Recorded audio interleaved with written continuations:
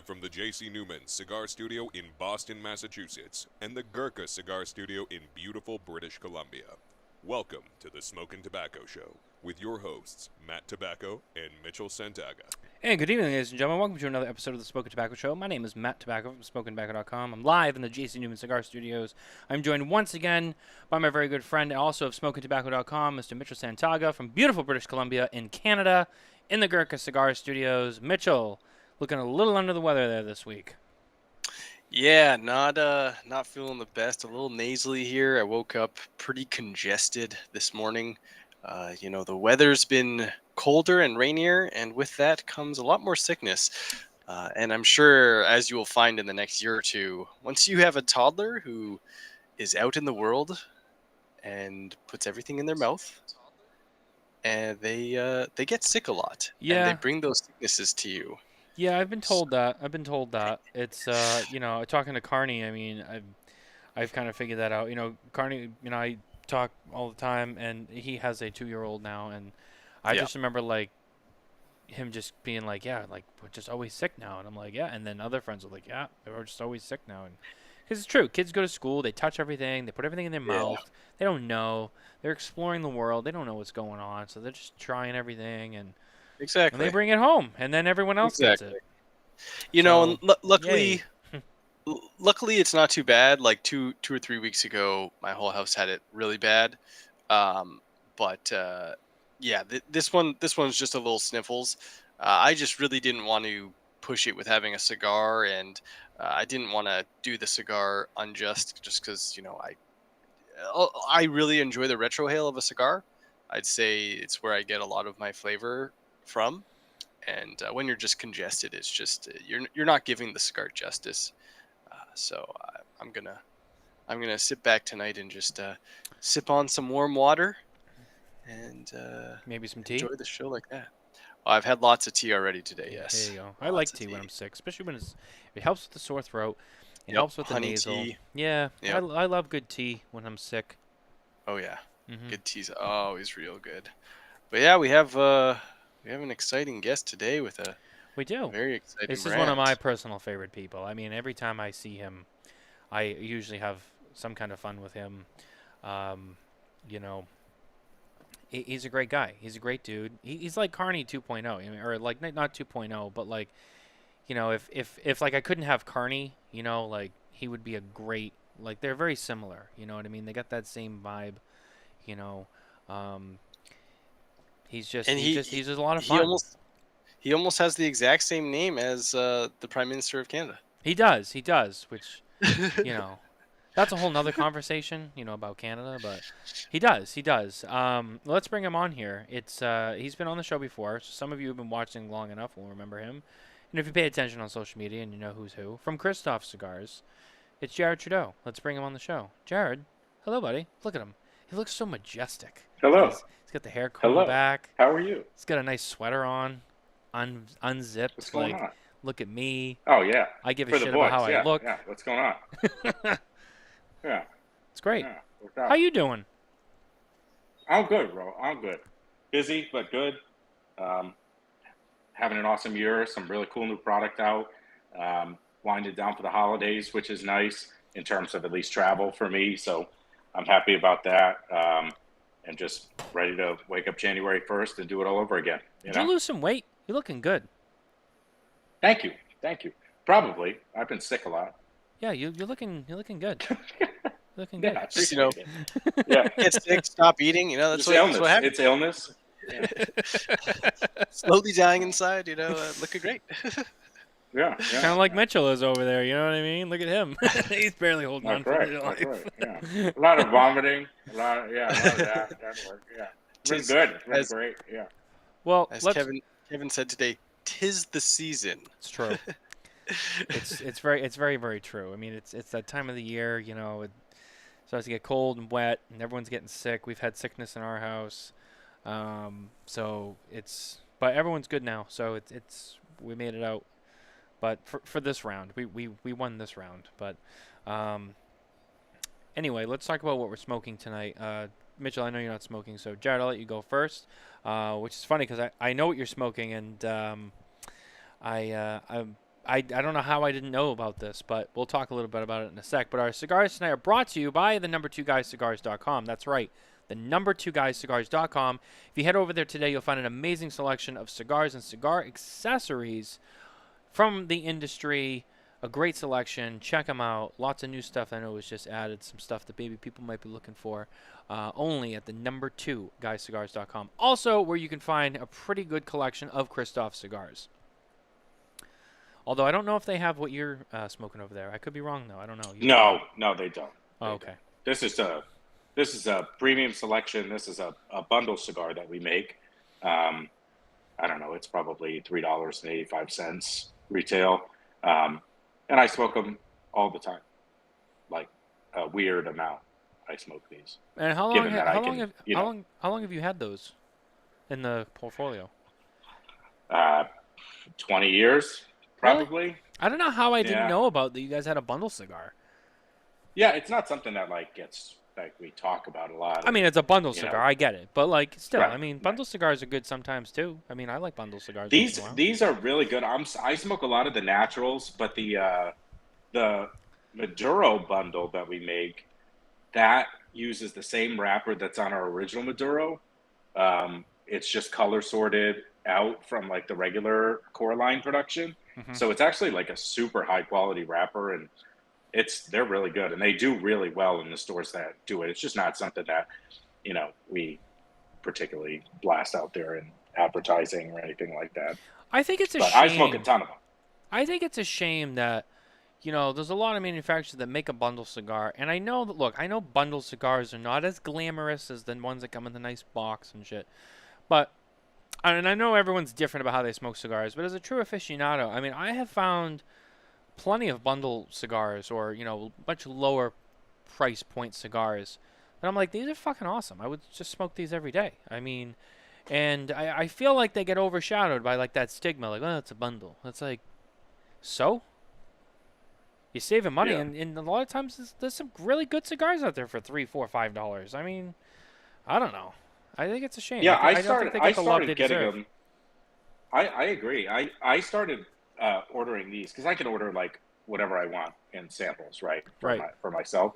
And so I used to smoke a ton of our more expensive cigars. We don't really make expensive cigars. Everything's probably $10 or around there, or below or whatever. So I find that I light a cigar, I put it in the ashtray, I get on a Zoom call, or I go make phone calls, or I'm doing something, and then I come back to it and it went out, or, I come back to it 20, 30 minutes later, and then the flavor's just not kind of what I want it to be or whatever. And then I'm like, I'll just get another one. And then I go through like 4 or 5 cigars that way over the course of the day, never actually having smoked like one full cigar's worth of anything.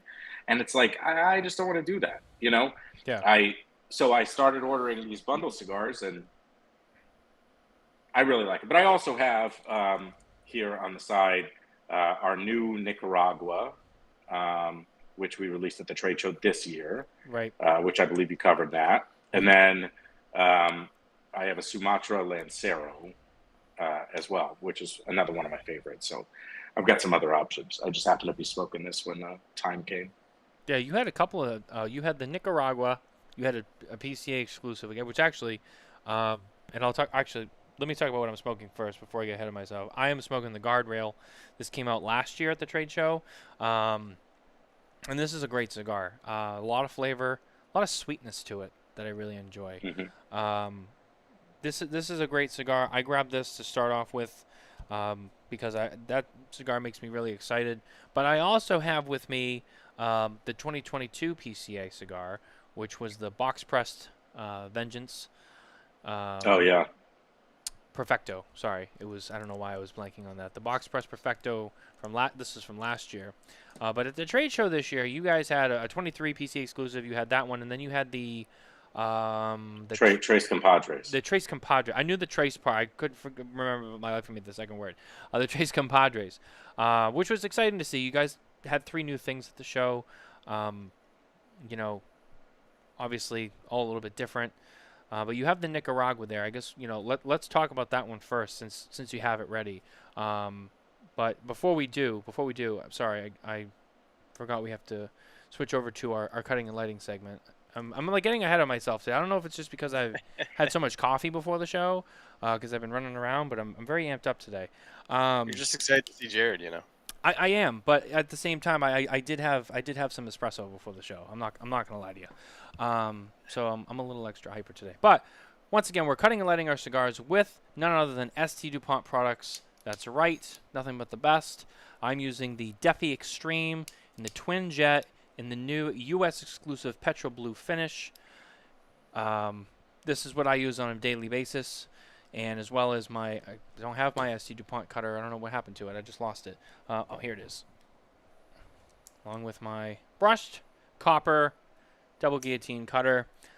ST Dupont, be exceptional. So Jarrid, the Nicaragua. I want to talk about that one first. So tell us a little bit about that blend and kind of how long you guys been working on that project. Yeah, so our factory's in Santiago in the Dominican Republic, and we typically haven't used, we use Nicaraguan tobaccos in a lot of our blends, but we hadn't up until this point really come up with a composed like Nicaraguan Puro. And so we thought that would be a cool project to take on.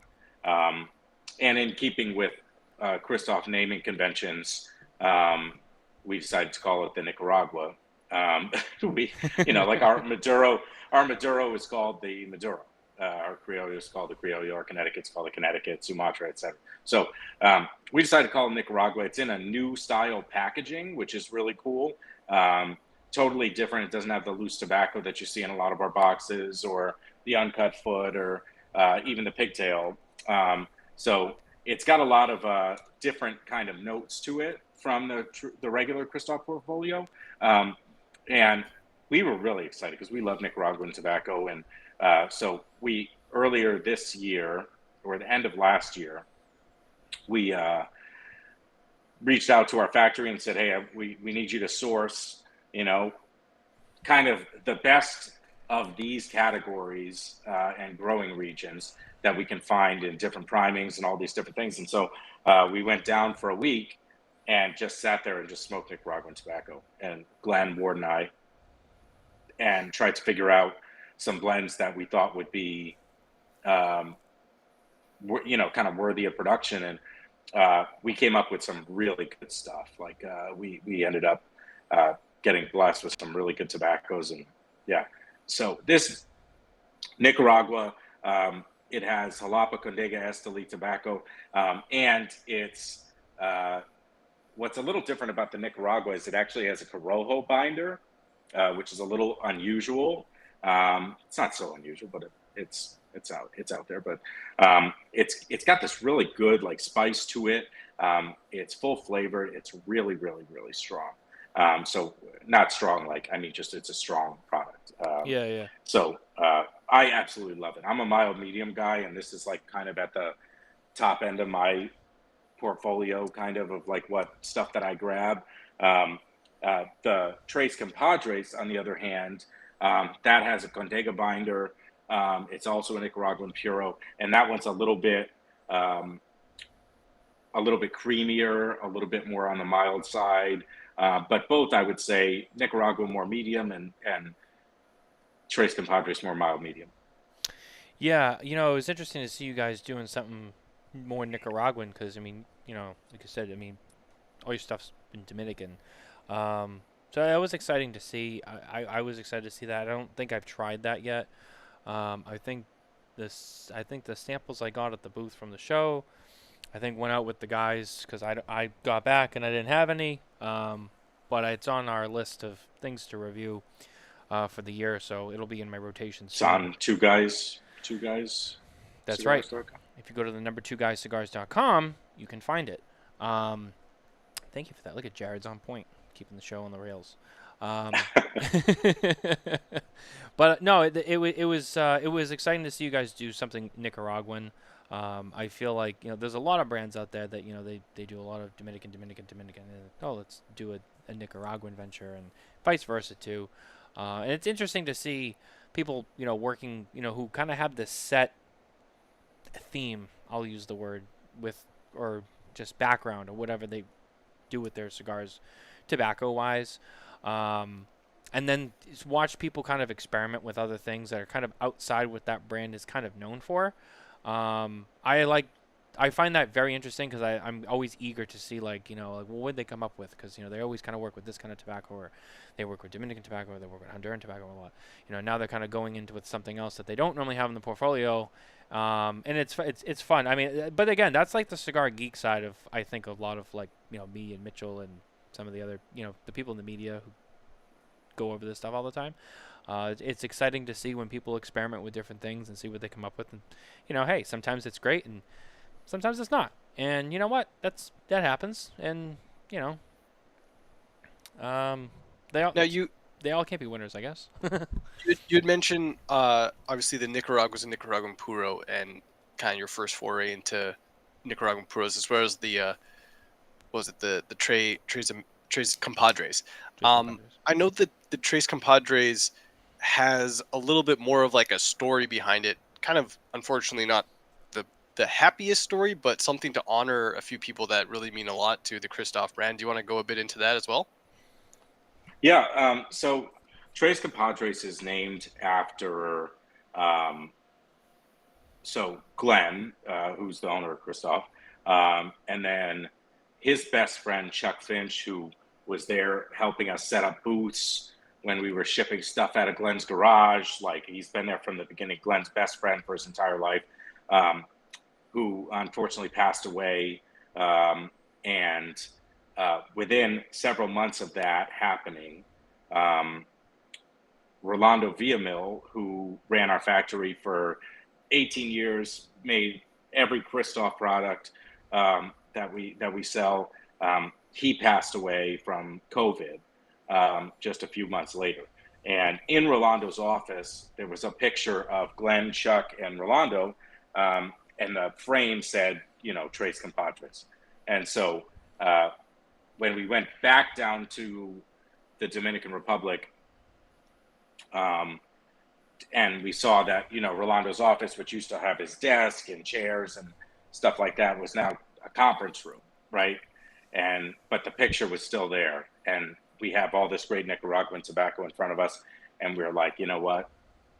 Let's make something to honor that, and so we did. So you can see on the packaging for the Tres Compadres, which I wish I had one here to show you guys, but you can see on the packaging, it's got Glenn's initials, Chuck's right? Initials, and yeah, exactly.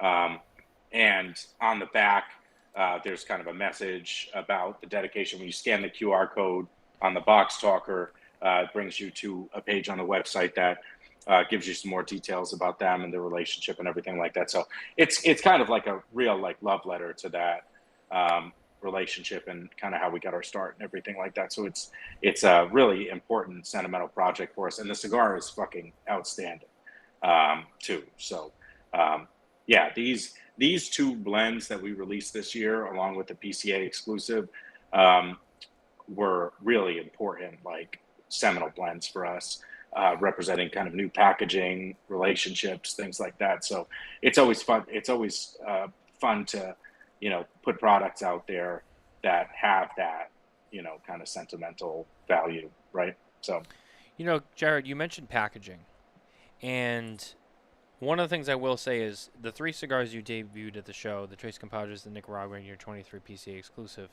I thought packaging-wise were really awesome.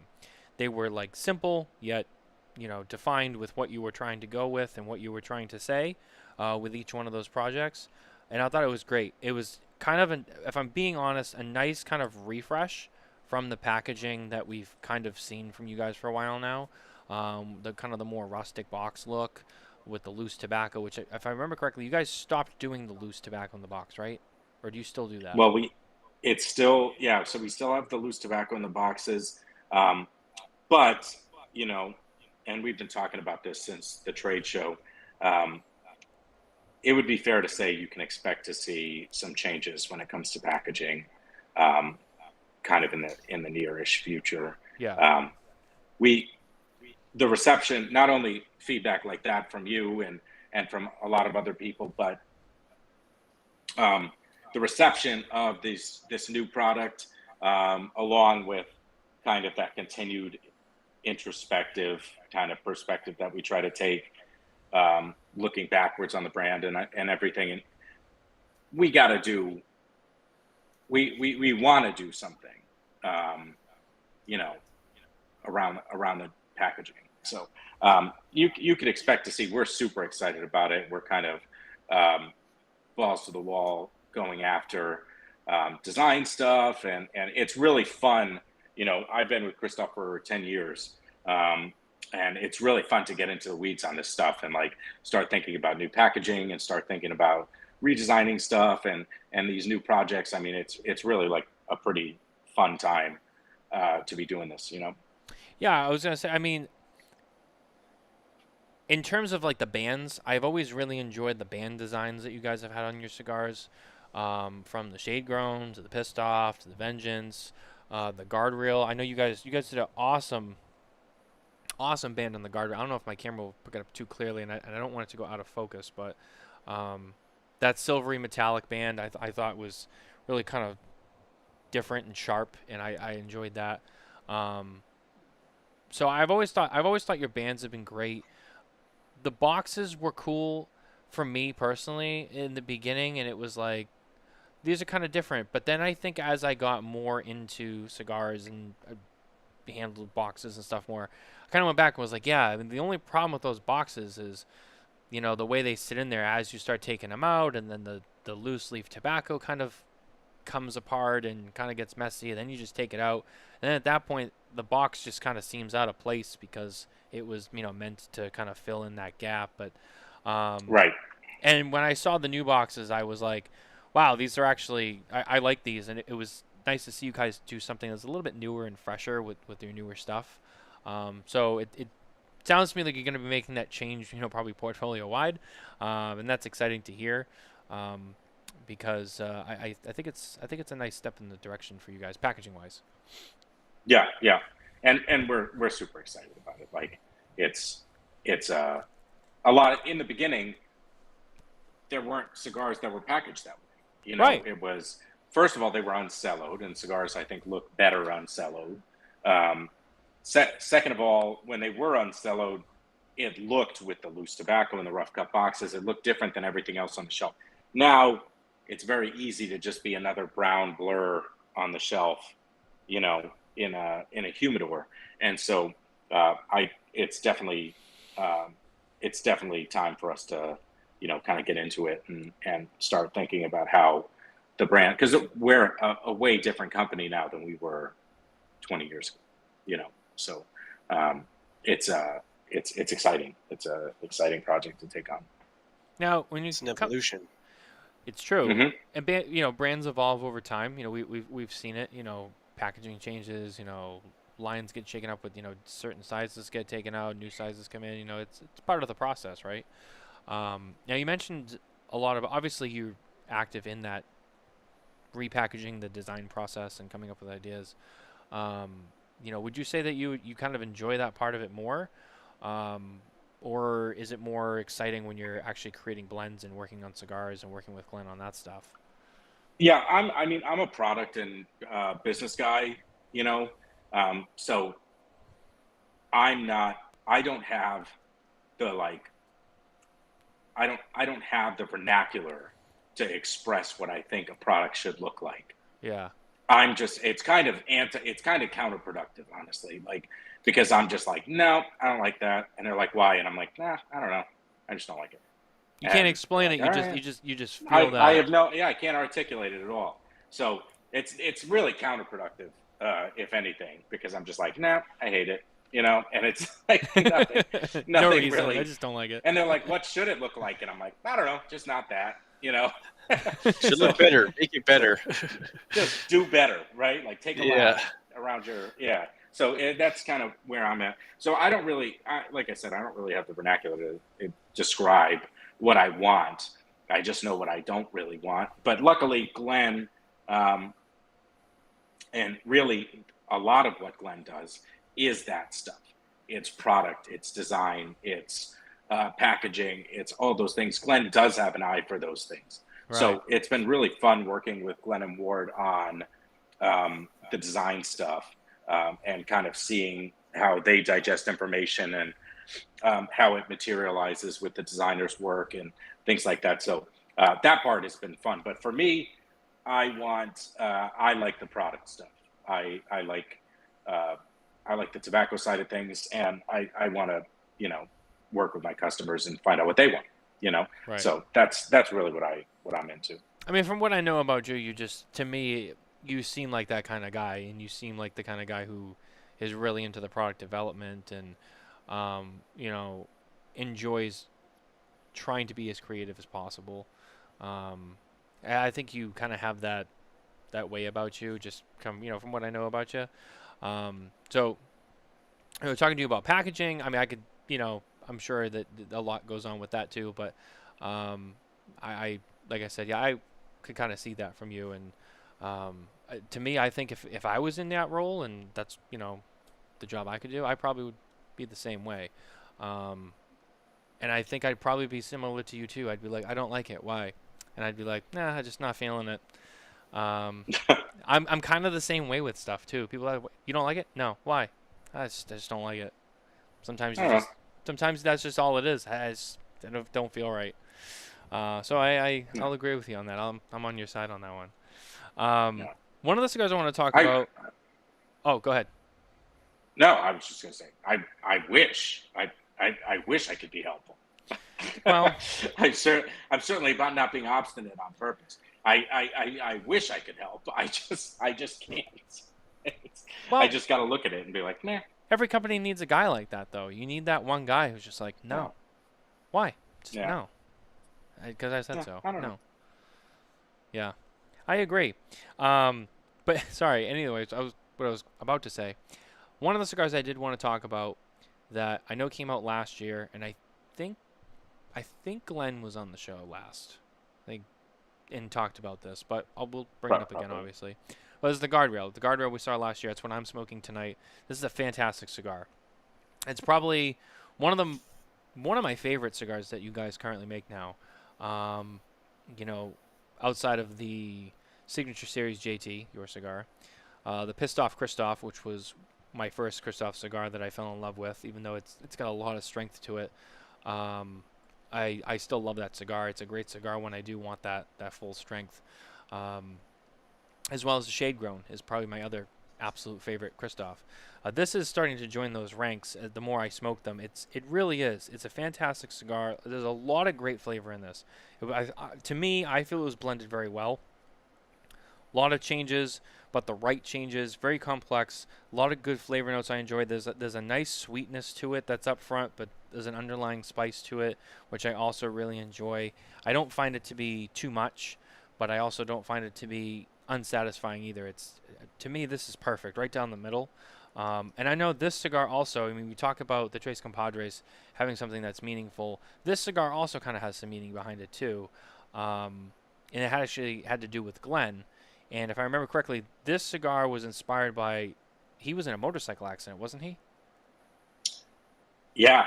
He was in Oklahoma, doing a bike run for a customer, and he was, I don't know, a couple of miles away from the dealership, returning the bike after an entire day, and big sweeping turn on the highway, going 70 miles an hour, and huge crosswind, and just dumped the bike going 70 miles an hour on the highway and slid down the road, hit a guardrail, was in a coma,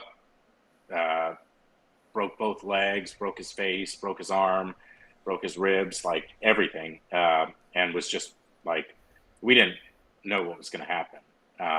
It was really bad. And he was in a wheelchair for a while, and pretty much the directive was, we don't want anybody talking about this. I don't want 500 people calling Glenn. I don't want this becoming a story, nothing. So I told the reps, if I hear about this from somebody in your territory, you're dead to me and you're gone. And that's it. And I don't care if you told them, I don't care if somebody else told them, it's done. And Wow. they were like, okay. And nobody knew for 6 months until Glenn came out and talked about it once he recovered. Nobody ever found out. It was never a news story, nothing. And when we came out with the Guardrail, people were like, oh, what's this about? And he's like, oh, I got in a motorcycle accident. They're like, what? Like, how do we not hear about that? And I'm like, because everyone was threatened with walking the plank. Yeah. So I didn't know that part of the story.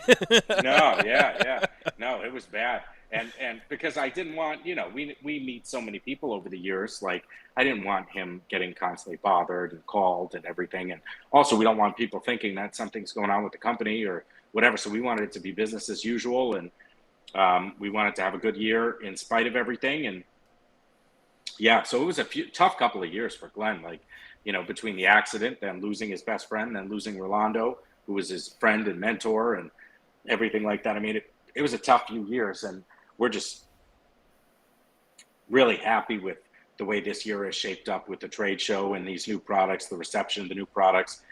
Everybody's doing really well. We've got a really fantastic team right now, and we just couldn't be happier to come out of those couple of years of really difficult times personally, and come out on the other side, really positive with a lot of new direction that we're excited about. So, yeah, it's crazy though. Yeah. So It has been a wild ride for you, and I'll be honest with you. I there was a few years there where it seemed like Kristoff was a little quiet. I'm not gonna say silent. I don't think that's the right word to use. But you guys kind of seemed a little quiet, kind of just going through it. And I think, looking back, I think a lot of things made sense. You guys have had your hands full. You guys have had your hands full. You've been doing a lot, and it seems like now you guys are kind of starting to get that momentum back again and keep moving forward. And I have to say, God bless you, because sometimes that can make or break people, companies, otherwise. So no, really, hats off to you guys for being able to, as a company, as a team, and as individuals, obviously, kind of overcome that, just that period of time. And it's shown in the product now. I mean, the Guardrail is a great cigar, and it's got an amazing story behind it. An even better one than I thought I knew, apparently. And it's a great cigar. Remind me though, the blend on this cigar. So the other interesting thing about the Guardrail, so it's an Arapiraca Brazilian Maduro wrapper, but there's actually tobacco from Zimbabwe in the filler of that cigar, which is really an unusual tobacco. So we have partners in Germany who their majority of their business is manufacturing machine-made cigars and other tobacco products over there. And it's like a 200-year-old family-owned business. And they work with us at the factory.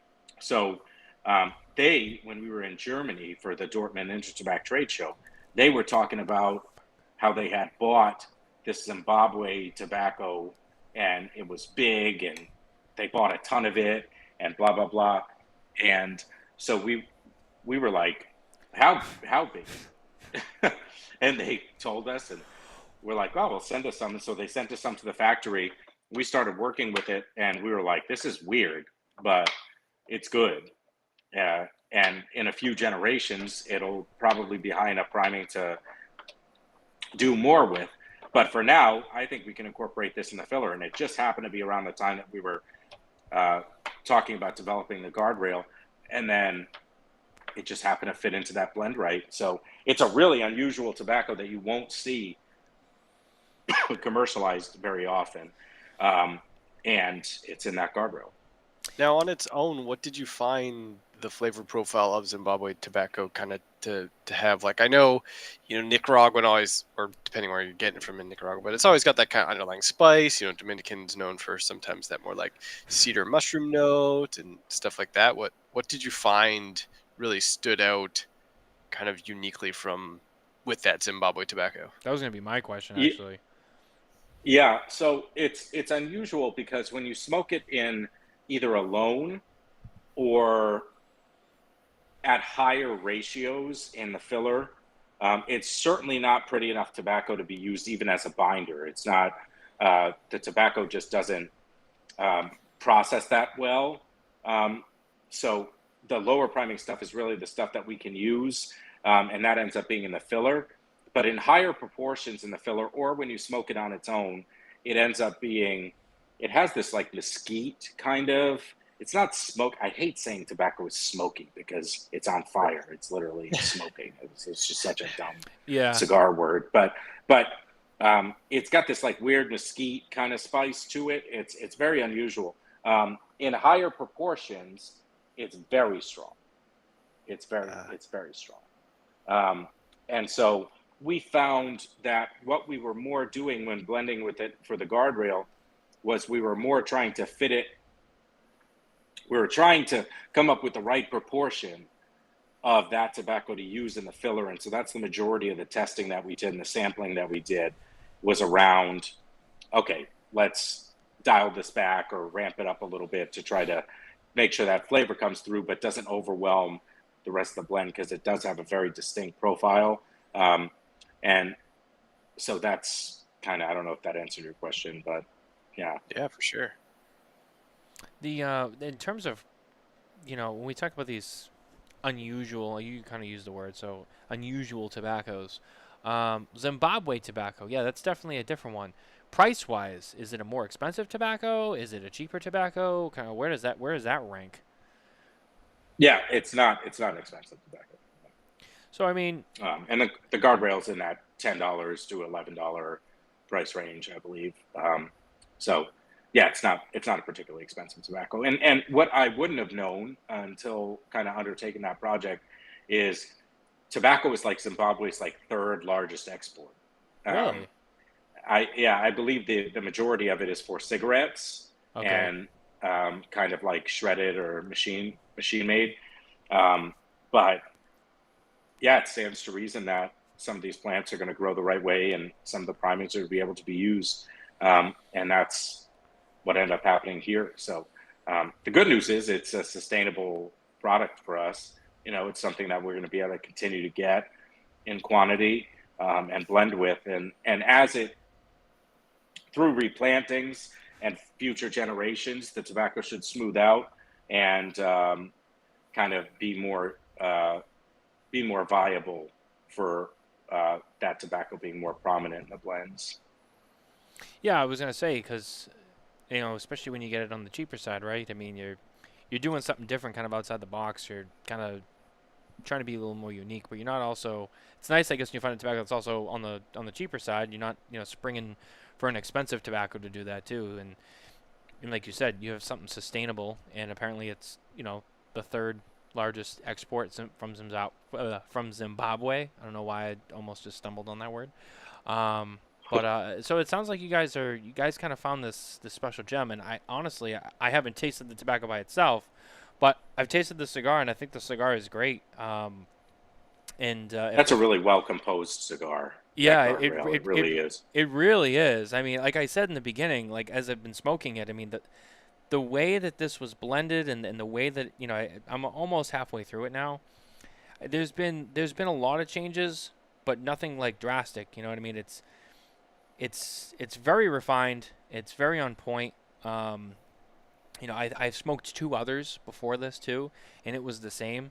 So they're also pretty consistent too, I find, which is obviously another major deal. This, and like I said, this is slowly becoming one of my higher favorites from Kristoff lately. I mean, I know several other people in the media I've spoken to. I think Coop was talking really highly about this cigar as well in a conversation. This is truly a special cigar. I mean, there's a meaning behind it, obviously, but just as the cigar itself and the tobacco that's used, yeah, I mean, this is a great fucking cigar. It really is. I mean, you guys have done a lot with, you have the Vengeance and the Pissed Off, and you have a Maduro. So you've done a lot with the darker wrappers that have a lot of flavor and a lot of, flavor strength, I should say, too. This one, I think, really hits it the best out of all of them. And again, not that I don't think those cigars are great. They are. Some of those are my favorites, but this is like the perfect combination right here. I mean, when you're talking about really full flavor in a cigar. Yeah, Now, it's super balanced, well composed. It's been an outstanding product for us. One of the things I love Jared, about all your cigars too, that I notice pretty consistently across just all the blends, all the lines, is the construction, the draw, always seem to be, I want to say, either near perfect to perfect. I mean, I've never had a cigar that was too tight or plugged. They've always breathed very well. They've always smoked really well. They've burned really well. Um, and then outside of that, not a lot of issues with Kristoff cigars, I've noticed. I can't really think of too many, and I've smoked a lot of them, that I've had any really major issues with that weren't, user error or, you know, a humidity thing that was, on me or something like that. They've always performed, A plus in terms of in that realm as well. And there's no exception here, and I think that also adds to, this too. And it's funny as I say that, and I notice that now I have a small mouse hole burn on the wrapper as I say that. Of course, this is what I get. This is what I get.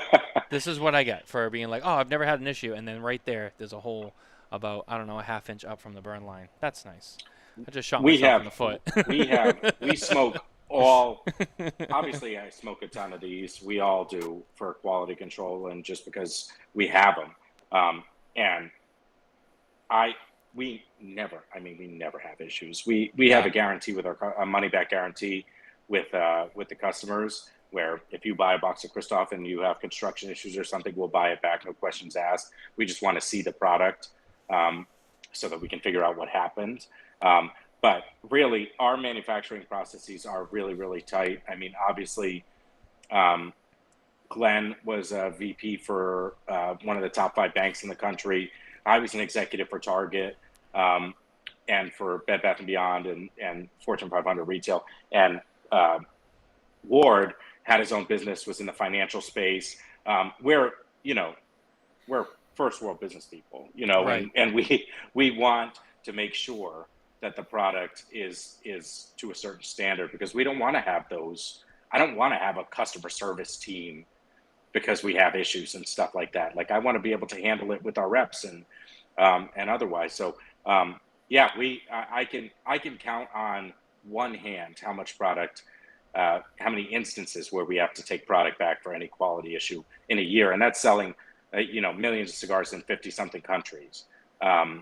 I think it's over 56 countries now. So it's just not something that we deal with. And our motto at the factory is quality, consistency, availability. Those 3 words are kind of what we live by. So I'm glad that that's panned out in your experience. No, yeah, of course. do you guys draw test all your cigars? What was that, Mitchell? Say what? Do you guys draw test all your cigars? Yeah, so everything's bunched into bar. And because of the pigtail, we're actually able to draw test later in the process.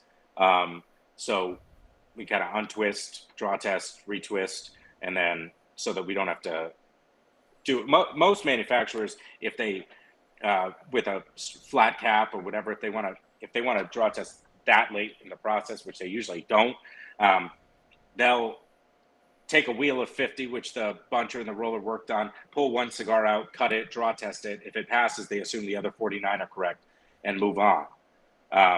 But we draw test every cigar that comes out of the factory, which kind of ensures that the product is going to be, at the very least, it's going to draw correctly, which means it's going to burn correctly, which means it's going to taste the way that we want it to taste. Because combustion and airflow are pretty much everything in your cigar experience. Exactly. So we can kind of nip it in the bud and make sure that the product's gonna leave right at the very least. What UPS does to it, what the retailer, what the end user, the customer does with it after that, if they, you leave it on your dashboard for 4 days, it's gonna suck. It's going to crack. Something's going to be wrong, But we know at the very least, when it leaves our hands, it's doing what it's supposed to be doing. Yeah, and again, I think it really shows. And like you said, the draw, the burn, that is almost as important as the tobacco itself or anything else. Because without that, the rest of the experience falls apart. It's not good. And we always talk about when you're smoking a cigar, it's about the experience, right? It's not just about the cigar; it's about the enjoyment of that time that you have with it. And some people, they only get to have one cigar a day, a week, whatever. So it's like when they sit down to have that cigar, that experience has to be the best it can be. Oh yeah. For We might whatever get that one time chance. is. Yeah.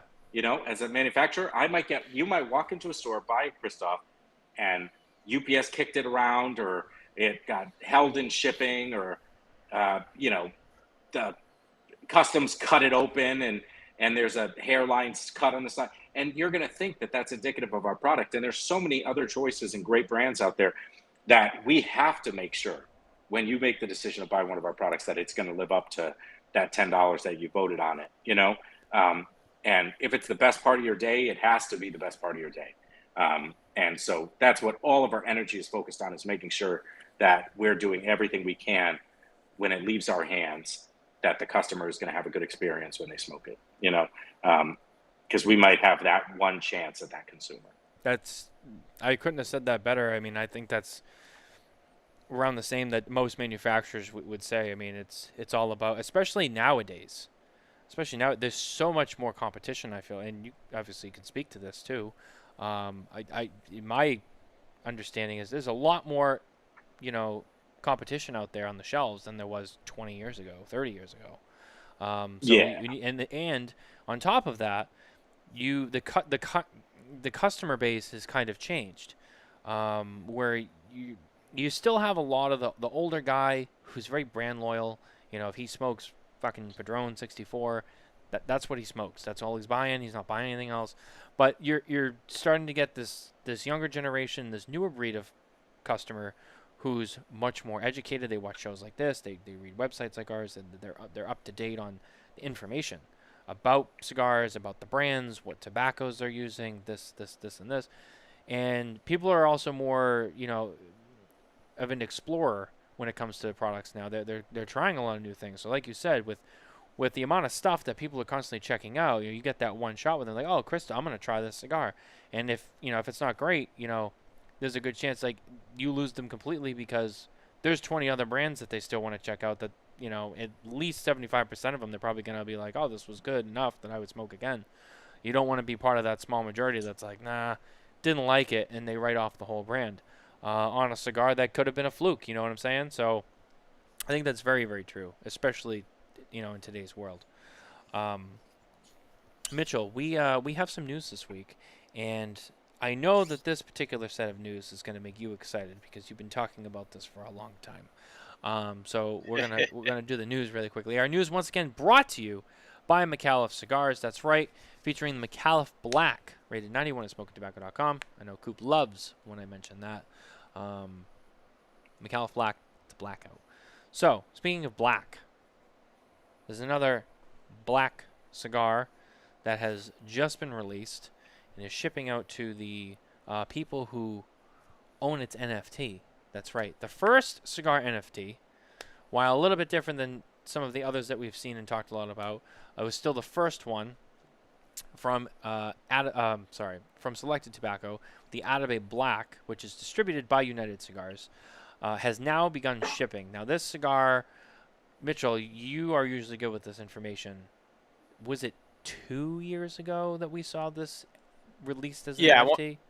I want to say about 2 years. Hard to say when we get because it was so the close first. to It was before the LFD one, but LFD was last year, 22. So I think this was 21 that we saw this emerge. Yeah, so it was originally released, first released in NFT, in 2021, and it was originally just like a concept. They didn't say whether the cigar was actually going to exist or not originally. They just said this is kind of a concept. We're going to put it as an NFT. They weren't even really sure like how they were, if and when they were going to make it or distribute it to the public, if it was ever going to go to the NFT holders or what. It was just like, here's an NFT. It's a representation of a cigar in a picture format. And there was no everyone knows now NFT cigars is like these contracts and you get this and you get that and each holder gets this a month. There was none of that. It was just, here's a picture of a cigar. Here's the box of a cigar. You can pick a single or you can pick a box, and it had like a base value, and that was it. Obviously, with the information out now, the fact that we know the cigar was actually rolled in 2018 because, again, as most people know, the Alfonso or most of Nelson Alfonso's cigars from Selected Tobacco are aged in his proprietary aging rooms for 5 years. So Right. coming out now, they've been aged for 5 years and they're coming out into the market. Yeah, this was Uh, definitely a cigar that was known would be created and released. You know, I think yeah, that I think that the initial announcement of it, putting it out there, auctioning it off, not coming out right away. I think it was definitely planned in the pipeline. And then I think with the other two NFTs that we saw after kind of come into play, it was like, all right, I think it, in getting to that 5 years, it's kind of in that time, where they're all kind of yeah, coming out now together. And I know a lot of people still talk about NFTs being like, hey, like I don't see it. A lot of NFTs are undervalued now, and but I would say with these three, the cigar NFTs, it's I think for how the three of these have been done, I think that they've been executed pretty well. And I think it's worked using the NFT format, so to speak. I don't want to say that they're anything like other NFTs. I don't know a lot about other NFTs because we really only been, in terms of NFT, we've only been really covering the cigar ones. So that's where my yeah, focus has been. I don't really know a lot about other NFTs outside of that, but these three so far have seemed to work well, and I'm sure that there might be more that we see, yeah. and it'll be interesting to see how those go. But these three cigar NFTs, I think, have been pretty solid. Now, this one I know we've talked a lot about. I'm excited to try this. I know you were excited when this news story went out the other day because you've been asking like when are we getting the blacks, when are we getting the blacks, when are we getting the blacks, as soon as they come Yeah, out. the the NFT itself was originally just all the money I think went to charity. So it I was think originally this just one, yeah, I think it did. it was originally just a charitable thing that happened. But yeah, for me personally, the Atabey itself, the first time I smoked it, um, it was amazing, and it's one of my favorite shade kind of cigars on the market. Obviously, like the cigar itself, I think came out over 10 years ago now, or something like that. And so, maybe one day I'll do like a review of it, but it won't ever be kind of cigar of the year contention. But if I were reviewing back then, I'm sure it would have easily won. Every time I smoke it, it's one of the best experiences for me personally. So, having a darker, richer format of it, as well as I think he is aging it in the French oak room as well. Whereas Did he do originally, that with this one? yeah, I think they're aging these ones in the French oak room alongside the cedar. So it not only is the wrapper darker, but you've got that underlying extra kind of complexity Oh of the yeah, he French did. oak. Oh yeah, he did. Oh, I didn't So realize he yeah, did the French oak with this one. I thought that was only for the Alfonso lines and the so did I. Byron 1850. Oh, I didn't know that. Yeah, That's very interesting. Well, it's funny. Last year our cigar of the year is we're getting to that time of the year again, and the team has already begun working on the list this year. Last year Alfonso Extra Añejo, the number 4, kind of the bigger Toro size version. yeah, That's our cigar of the year for 2022, and that very similar to the Atabey. I would say it had a little more of a polish to it, but with just a slightly more strength to it. yeah, for Um, sure. and yeah, that was our cigar of the year last year. The Alfonso Gran Selección shipped like 2 weeks ago. I want to say, was that like 2 weeks Out ago? there, yeah, 2.5 maybe. So that also just begun shipping. So both of those cigars are definitely in our list of things to get to, which we'll probably won't see till next year in terms of yeah, reviews in the list. But those are yeah. definitely in the queue, and like I said, I know the guys are excited to get them. So Oh yeah, once we get through this year's cigar of the year list, stuff like that, we'll start looking at for 2024. But yeah, that's our chip. If you want to read more about it, as well as any of our NFT coverage or about any of the NFTs, you can go to smokintabacco.com and our cigar industry news. If you go down to NFTs, you can find all the NFT stories. They're kind of all there together if you want to read them all. And that's it. That's it for our news. Let's go back to Jarrid. I know he's been sitting over there very patiently, just waiting for us to finish up with the news. I know it's not as fun when you have to sit kind of back in the green room there for a minute, but I like to do that No, with the I'm news. excited to try that too.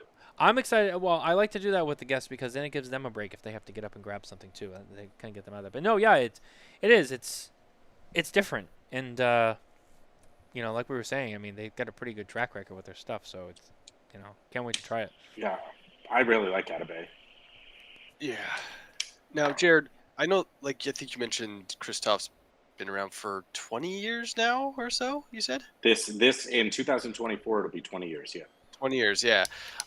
Even with that, I'm sure there's folks watching that haven't yet smoked a Kristoff. If someone, say, they walk into the humidor and if you were to give them 3 options that kind of encompass the profile of what Kristoff might kind of offer. I know you guys obviously, again, using stuff from Dominican, Indonesia, Zimbabwe, Nicaragua. But if you were to give them 3 cigars and say, try these, you'll get a pretty good idea of what Kristoff encompasses. What 3 cigars would you hand them? I would give them, so the original Maduro, that's been our best-selling cigar for 20 years. What happened? My iPad fell down from I'm just joking. Yeah, so the original Maduro, that's been our best-selling cigar for 20 years. So that cigar, even if you're a mild smoker, it looks intimidating. It looks really, really rich. It is super smooth, super easy to smoke. And if you're somebody who says, I don't like Maduro, I usually can't handle it, that original Maduro is the one that I would hand you to try, because it will make you a believer. It is sweet, it is rich, it is deep, and it's been, like I said, my best-selling cigar for 18 years now, or going on 20 years. So the other one that I would recommend, so that's kind of like where we started, right? We came out with the original cigar, which was just called Kristoff. That was our Criollo. Then the original Maduro was the second one. That's kind of where we started.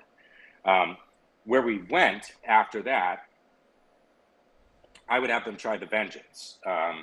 The Vengeance USA Connecticut Broadleaf Maduro, Nicaraguan filler. It's really, really good.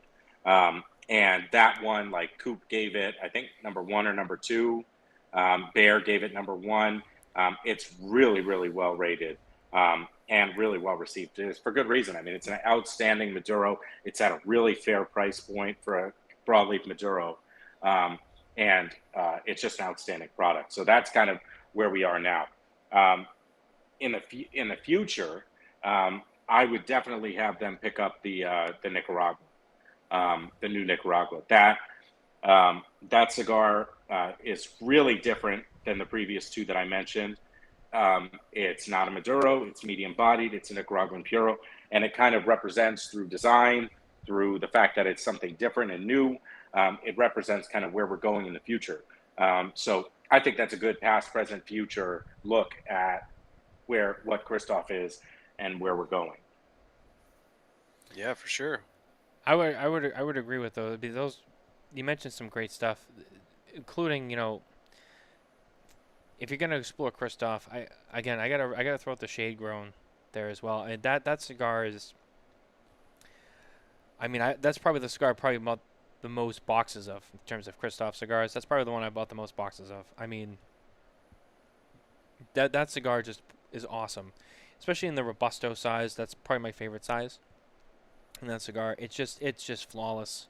I mean, it truly is. I can't say enough about that one. It's creamy. It's got this flavor to it. It's real silky. And I remember it was funny, when Johnny was the rep up in New England before he went out to the West Coast. He introduced me to that cigar. He was always in the shop, and I came in one day. I saw him, and he was like, "Yeah, have you had the shade grown?" And I'm like, I don't think I have. He's like, you got to do the shade grown. And I remember smoking it with him and being like, fuck, like, this is good. And I bought 2 boxes right there. I mean, it was, and I kept one in my locker at the store when I had a locker at the store, and I had one at home. So I always had a box in both places. And yeah, man, I love that cigar. And then, of course, when the JT Signature Series JT came out, that was another one that's a regular production now, because I remember at the time that was event only, wasn't it? When it kind of was first. It was, the idea was it was going to be event only. But then the world shut down, and the idea was going to be, when you do an event with us, especially a principal event or something where I went or Glenn went, Right. you would be able to get the JT and you'd be able to continue to sell it. But then we couldn't leave our houses for a year. And so it was like, well, that's a stupid idea now. So pretty much the way that it worked was I asked all the reps, who do I like in your territory? Like who is somebody that I have a good relationship with, that I've done events with, that I would want this cigar at? And everybody gave me, I don't know, 5-10 names. And I was like, all right, well, let's get it going. And so that's how it started. Now it's in a lot more stores, and we've had a lot more chance to sell it. So now that's one that's been on back order quite a bit, because it's been doing really well. So it started out as being event only until we realized we couldn't do events. And that comes in boxes of 10, right? No, it's 20. Oh, it is 20. Okay, I don't know why I thought it was 10. No, it's 10 on 10. Okay. I remember when it was, and Johnny was in the store pretty frequently, and I'd always like, hey, you got any of those JTs? He'd be like, oh, I might have one or two, and I'd be like, I mean, I'm loving that cigar, and I used to try to, bribe him to give me more, and sometimes I got lucky, and sometimes I didn't. And then when I started coming out in boxes, I was like, oh shit, this is awesome. I don't have to bribe Johnny anymore to give me any. Oh yeah, they're around now. Fantastic cigar. That's another one too. That one especially, the draw on that one is probably one of my favorite things too. That thing draws awesome. It really does. It burns so well. There's one guy that makes that. Oh, really? Okay. We gave that to. Yep, there's just one guy. That was a project that, like, classic, like, cigar shit. Like, we show up to the trade show in Vegas and we're setting up the booth, and Rolando, who is one of the Tres Compadres that cigar is named after, Rolando flies in from Santiago, and he's like, my friend, you have to try this, blah, blah, blah.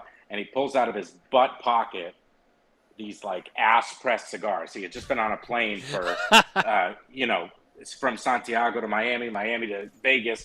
And so he pulls these cigars out of his back pocket and hands them to me and Glenn. And he's like, you have to try this tobacco that I bought. And so it was the HVA.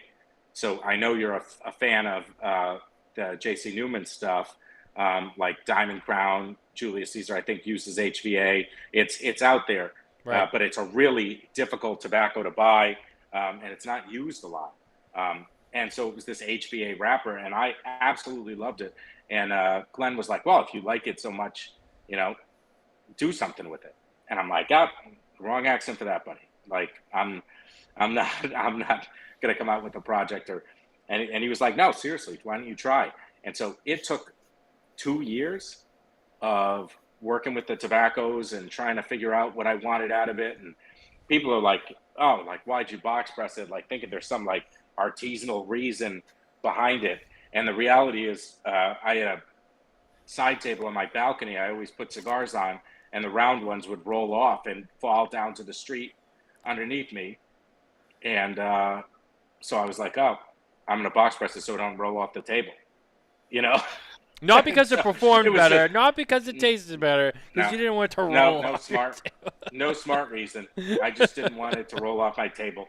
And as a result, we had to learn how to do the soft box press, how to do it correctly. And that's why, like I said, there's one guy to this day that makes every single one of them. That's funny. I didn't know that part of the story, but that's a good one. That's a good one. Yeah. Wow, you really custom tailored that to yourself. Yeah. I told Glenn, I'm like, I don't give a shit if I sell a single one of these. I'm like, I'll smoke them. I just want to make something that I like. And he was like, all right, do whatever you want. You have to, though. I mean, that's what you should do. He did a good job, though. I'll give you that. It's good. That's a good cigar. Now you mentioned the factory a lot tonight. I know you guys have somewhat recently gone through a factory name change. Was there any reason behind that? No, when the factory was originally acquired, it was called Charles Fairmorn. And it changed to Tobacco von Eichen after several years when Charles Fairmont was no longer involved in the factory. So that's really it. It was there's no particular reason. Oh, okay. Yeah. Random question, Mitchell. I'm only joking. We've talked, not really talked, but we've mentioned the trade show several times tonight. And I've been kind of feeling out the room with the manufacturers as they've, stopped by the show every week. And in terms of the show moving next year, has that impacted you guys at all? Has it kind of fucked up your schedule on stuff that, maybe normally you plan on, debuting July, shipping late summer, fall? Has any of that changed for you, or is it kind of been business as usual with that shift up to the spring? Well, we knew about it, so we were, able to be prepared for what we want to release, and we also had a really big year release-wise last year with Tres Compadres Nicaragua, the exclusive, plus doing a TA exclusive. So there was a lot of product moving last year, or this year rather. So next year being our 20th anniversary, you can maybe infer what that project obvious. Might end up being, right? That's pretty obvious. So we've known about it for a while. We've been working on it for a while, and going back to the factory in a couple of weeks to kind of put a stamp on it and make sure everything's ready to go. But we're prepared for it. It didn't particularly affect us. We just hope everybody else is prepared for it too. So without really pulling back the curtain on something that really isn't really ready to be pulled back on, outside of just the obvious nature of it, we can expect to see something celebrating your 20th anniversary at the next trade show. Yeah, that's a fair assumption. Okay. Sometimes, hey, we've seen a lot of companies, they hit their 20, and this isn't a knock anyway. Before I even get into this, I don't want anyone to I'm not talking shit. I'm just, sometimes logistically these things happen. We see anniversary stuff, but we don't see it come out that year. It's the year after or whatever. Safe to say, the next one in the 20th year we'll see it. So that sounds exciting. And it sounds to me like that's going to be your big thing for the show. So we're excited because now we kind of already know what to expect from you guys at the show. This will be fun. But no, yeah, like I said, I've been kind of feeling everybody out because, some people, it's been very, mixed. It's like, yeah, we knew about it, we've been prepared. Some people are like, oh, we've had to make some changes. Some people are like, either way, it doesn't really affect us just because, we don't have anything planned for that year. So it's just been interesting to feel. Like I said, you get different reactions from people, and everyone's doing something different. Everyone's working on different projects and timetables. So, with PCA being, we're already it's Thanksgiving tomorrow. We're at the end of November. We're 4 months away. Yeah, it's gonna be here. And it's crazy because we were just at the last one too. That's the other thing about this too is that fast turnaround. Yeah, right. July, and then already in March, you get the next one, and you got to be ready for it too. So, fast turnaround time. So it's crazy. It's already almost time for the next one. Yeah, it is crazy. But you know what? The other point is, you can say you're prepared. We know when the trade show is going to be every year. Right. and shit never ships in July. So it's pretty fair to say that, this year it is a more difficult time to manufacture just because the factory in the Dominican Republic at least shuts down for the Christmas holiday for a month. So it's not going to be like we can ramp up production while things are slowing down here. Right. So it's really, we've been talking about this project with the factory for 9 months, trying to, from the beginning of this year, trying to make sure that we're all on the same page. But we plan, God laughs, it happens the same way every year. So we're excited about the project, and it'll be something that you'll be able to hopefully smoke at the trade show. Yeah, that was. Again, without trying to get too into it and stealing the thunder from its, inevitable full announcement. It sounds to me like this is also something that we can expect to see shipping relatively soon after the trade show, or is this something that still might come later in the year? God willing. Yeah. Yeah. God damn it. We would like it to ship as soon as possible. Of course. Well, it's exciting. Less wait time now on these releases. We can see them earlier in the year, which we were talking about this on the show last week or Spare Notes. I can't remember. We were talking about it, and it's just like, oh, this would be great. We hopefully that also means that stuff comes out sooner in the year too. We can get a handle on it before, waiting till the very end, because a lot of times things come out, late summer into the fall, deep into the fall. When it comes to Cigar of the Year stuff and our end of the year, we're still waiting on some stuff at the end, and it's hopefully it makes that part of the job a little bit easier, seeing stuff much sooner with a lot more time. But yeah, trade show is exciting as always, and I'm not going to spend too much time on it tonight. We'll have plenty of time to talk about that, in the future. So, Jarrid, what I did want to say first of all is thank you very much for being here tonight. It's always a pleasure to see you, talk to you, and have you on the show. I wish Carney was here, because I like when you guys get together. It's always fun. I think we did it once before when you were on the show. Yeah. And it's fun. I actually, Carney hasn't been on the show in a while, and to be honest with you, I haven't really talked to Carney a lot lately. We've both just had a lot going on, and I miss him a lot. I do. I really do. I miss him, and he needs to be back on the show. I don't. We got it, Mitchell. Please remind me in our next team meeting. He was here a few months ago, wasn't he, for just a solo show, just him and... He was with me in the studio. He happened to be in town, and we got together. But still, I mean, it's... Yeah. We haven't had enough He needs John to be Carney here more lately. often. Yeah, like, what happened? What happened? What He's happened just to John non-existent. What happened to you? He forgot about us. It's... We're Call old a spade a news. spade. I got to see him at the Two Guys New England Cigar Expo. I got to see him, and That's why he was up here. Yeah. Some late nights at Twins with me and him and Terrence and Nick Perdomo, and Can imagine. there were some late nights at Twins. It's always good to get back together with other New England guys, that haven't talked to in a while or seen. That's right, because you are a New England guy. Originally, you're from Rhode Island. Yeah, that's right. That's right. Yeah, I forgot. This is like kind of your stomping ground as well up here in New England. Until you move to Texas, which, I mean, Texas is cool. But what part of Texas do you live in? I forget. North of Dallas. North of Dallas. Okay. Yeah. You're still a New England sports fan, though, right? I mean, I know the Rangers are in series, but I mean, so yay for Texas. I could give a shit. I could give a shit. Yeah. No, I have no affection for still a pure homer. And you still hate the Dallas Cowboys, even though you live in their territory. Totally ambivalent to them. Don't affect me at all. Yeah. Yeah. They suck, so it's fine. Yeah. Although we're not doing so great this year. No, but you know what? I'm enjoying the sport.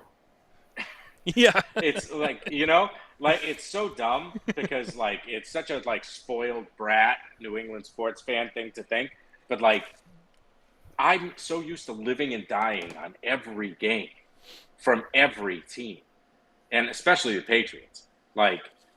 I'm so used to dying if we lose and being so invested. Now I get to watch the game. Whatever happens, happens. I'm kind of enjoying the sport. I'm watching other games now. I'm not emotionally exhausted after watching the Patriots game. It's great. It's great. I would prefer to not suck for sure, but I'm enjoying the sport. It's funny, and being from New England, you'll understand this. There's always been kind of this pattern where, before the Tom Brady era, before the new Red Sox ownership, Red Sox and the Patriots was meh, and then the Bruins and the Celtics were the talk of the town, and then the Tom Brady era came, and the Bruins got a Stanley Cup in 2011, and the Celtics got championship in 2008, but I mean, it's been Patriots, Red Sox, Patriots, Red Sox, Patriots, Red Sox. And now we've gone back to the old way where both of them are kind of nothing to talk about anymore. And the Bruins and the Celtics are, hitting the playoffs every year again. Except for last year. I don't know what happened with the Bruins. I mean, that was horrific. That was embarrassing. Best that was horrific. Listen, you can't talk because you guys haven't had the cup back up in Canada since before I was born. So we've never won the cup in Vancouver. We Well, have 0 well, I cups. meant Canada as a whole, but yeah, you're right. You Yeah. guys have never had it, so I don't even want to hear out of you, Canadians. And you're a Canucks fan? I know. I don't really follow too many pro sports. It's disappointing. So Yeah. All right. Good. No, that's better than being a fucking Canucks fan. We beat their ass in 2011, though. I'll tell you that. Oh yeah. Yeah. We fucking stole that ring. Yeah. We went to Sedin town. sisters. It's funny. The last time that came up, I was like, "Yeah, it's fucking Sedin twins." That was good. I remember that. That was a fun run. I can't believe how long ago that was. I know, it's crazy. I know. back in the day. I can't believe that. That was crazy. So yeah, we can always bond over that. The New England sports. I know you have that that affinity for that. But hey, we're getting towards the end of the show, so I'm gonna start wrapping it up here. But Jarrid, like I said, thanks for being here. I love when you come on the show. I love having you here. It's great to see you. I know it's Thanksgiving week, so it's kind of like just it's a weird week. It's but we appreciate everyone who came out and watched with us, and of course you'll listen to it later on all the podcast downloads. Everywhere you can get your podcast from. Don't forget to like and subscribe. There is no spare notes this weekend. Actually, no, wait. There is. I think there is. I'm sorry. There is. There is a spare notes this weekend. There's supposed to be. You know what? We'll The schedule got all. The schedule got all fucked up because. No, the schedule got all fucked up because Coop and Kevin were both in Miami for Lazona Palooza, so we had to shift it down. So now I'm like, wait, no, it is a week. It's all misaligned now. We should just start doing that show every week. I mean, I have to talk to the guys, but that show should really start being kind of weekly. I don't know. We'll see. Don't hold me to it. But yeah, so stay tuned for that. Of course, once again, myself, Kevin, and Coop back together again Saturday night at 9 p.m. Eastern. Don't miss it. It's going to be a great show. And wishing everyone a happy Thanksgiving. And we'll see you next week on the Smokin Tabacco Show. Don't forget to like and subscribe. And visit SmokinTobacco.com for more news, reviews, and updates from the cigar industry. Take care. Have a good night.